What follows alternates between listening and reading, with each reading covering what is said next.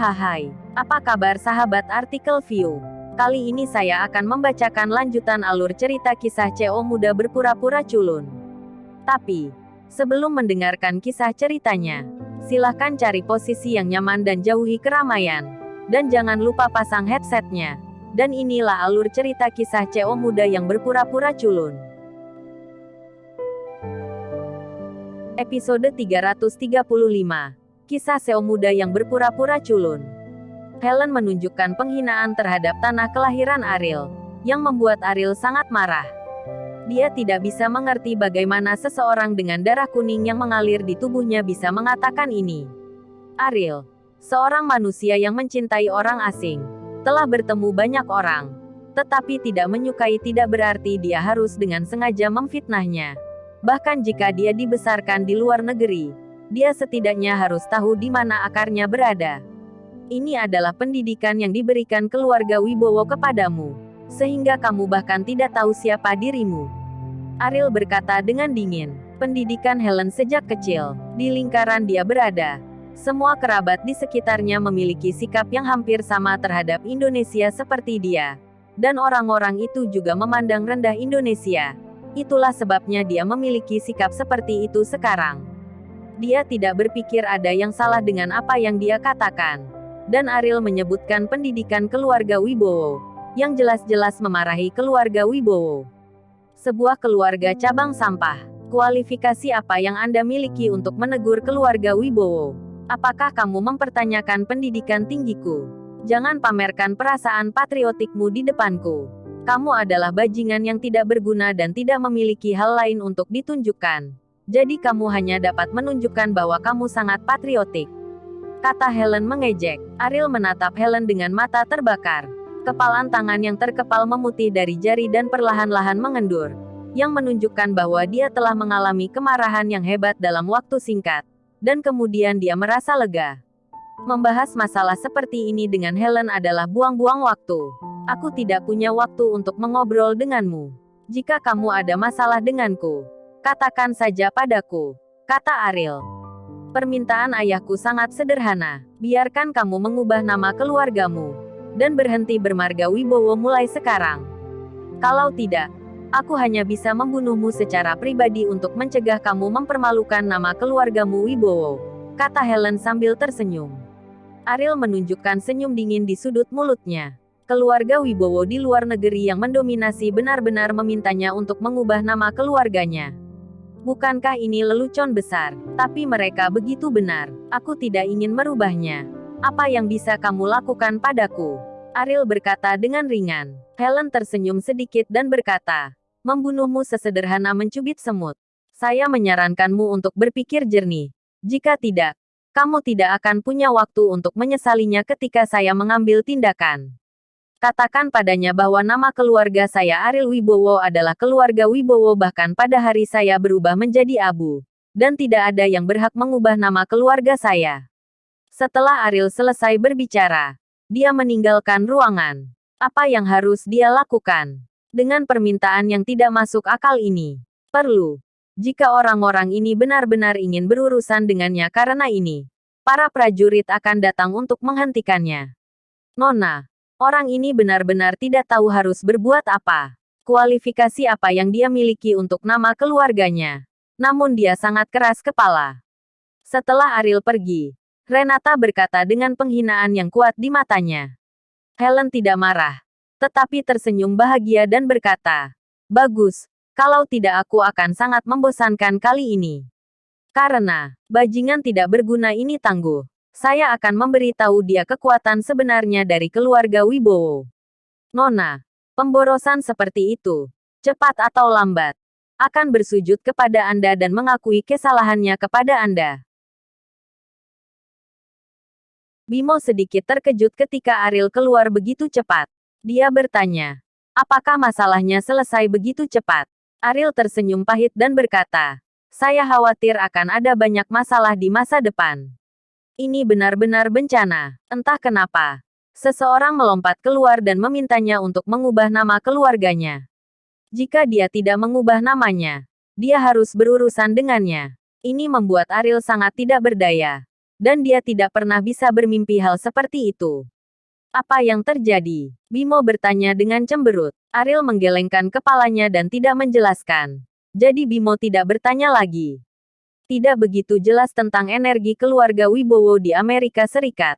Tetapi dari apa yang dikatakan Sari sebelumnya, mereka seharusnya sangat kuat. Tapi untungnya fondasi mereka bukan di Indonesia, yang membuat Ariel tidak terlalu khawatir.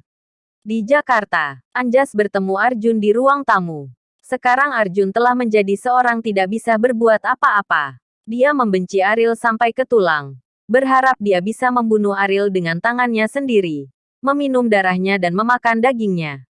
Hanya dengan cara ini dia bisa melampiaskan kebenciannya. Apa yang terjadi dengan rencana kita? Arjun bertanya kepada Anjas. Beberapa orang dari keluarga Wibowo di Amerika dan Korea telah pergi ke Bandung.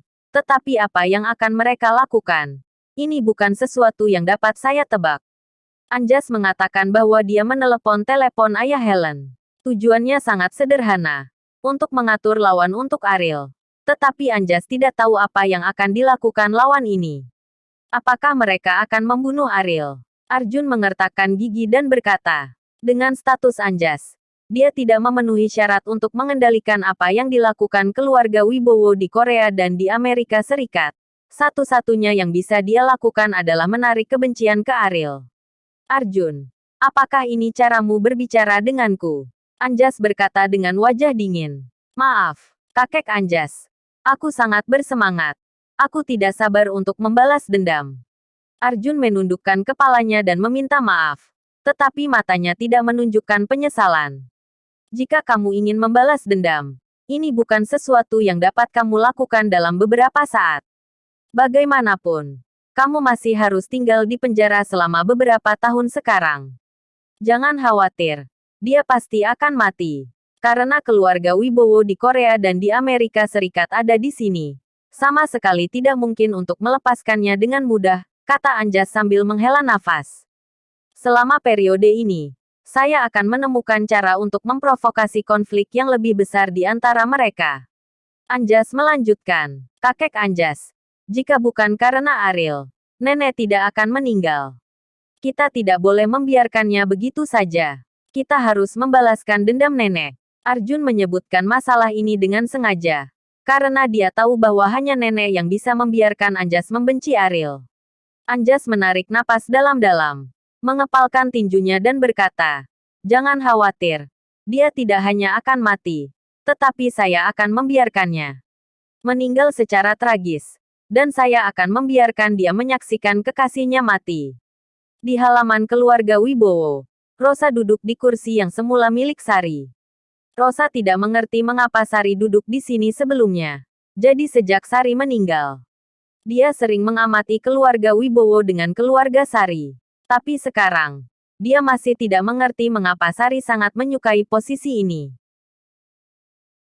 Paman Darius, mengapa ibu suka duduk di sini? Rosa bertanya. Darius berdiri tidak jauh dari Rosa.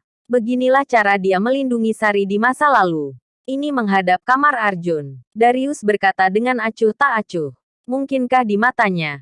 Apakah benar-benar tidak ada Ariel? Rosa bingung. Dia sangat jelas tentang obsesi Sari. Tetapi apakah itu bahkan harus menghadap Arjun? Ariel juga anggota keluarga Wibowo. Dia juga memiliki darah keluarga Wibowo di tubuhnya. Mengapa hanya Arjun harus dirawat? Begitu tidak adil. Semua orang akan mati. Apakah masuk akal untuk peduli dengan hal-hal ini? Kata Darius. Rosa menghela nafas dan berkata, keluarga Wibowo di Amerika Serikat pergi ke Bandung. Ariel pasti akan dibuat repot lagi. Darius tersenyum dingin dan berkata, bukankah ini yang ingin kamu lihat? Mengapa kamu harus berpura-pura peduli padanya? Benar saja. Saya tidak bisa menyembunyikan apapun dari Paman Darius. Tetapi masalah ini tidak ada hubungannya dengan saya. Saya tidak melakukannya. Rosa berkata bahwa dia sangat senang melihat situasi seperti itu. Karena hanya tekanan yang dapat membuat Ariel lebih kuat. Dan obsesi Rio alias kakek Ariel memiliki dampak yang mendalam pada dirinya. Dan dia juga berharap untuk melihat keluarga Wibowo suatu hari nanti. Keluarga Wibowo di Amerika Serikat. Dengan kemampuan Ariel saat ini, Bukan hal yang baik baginya untuk tiba-tiba menghadapi lawan seperti itu, kata Darius. Rosa menoleh dan melihat Darius dan berkata tanpa diduga. Apakah kamu juga tidak percaya padanya? Tentu saja saya percaya padanya tanpa syarat. Tetapi terlalu sulit baginya untuk terjadi pada tahap ini. Meskipun keluarga Wibowo yang di Amerika tidak memiliki kekuatan di Indonesia, mudah bagi mereka untuk membangun kekuatan. Mereka memiliki kemampuan mutlak untuk menumbangkan bisnis, dunia dan wilayah Bandung. Semua yang dimiliki Ariel seperti gelembung di depan keluarga Wibowo di Amerika Serikat. Dan itu akan hancur dengan satu sentuhan, kata Darius.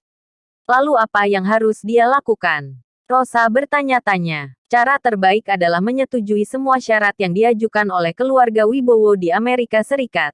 Terus bersabar. Dan menunggu kesempatan, kata Darius. Rosa tersenyum dan berkata, tapi kamu harus tahu karakternya dengan baik. Dia tidak akan pernah melakukan ini. Darius menghela nafas. Ini yang paling dia khawatirkan. Karena dia tahu karakter Ariel. Jadi dia bisa menebak seperti apa keputusan yang akan dibuat Ariel. Dia bisa menundukkan kepalanya di depan Kaori. Tetapi dia tidak akan pernah memandang rendah keluarga Wibowo di Amerika Serikat. Bersambung.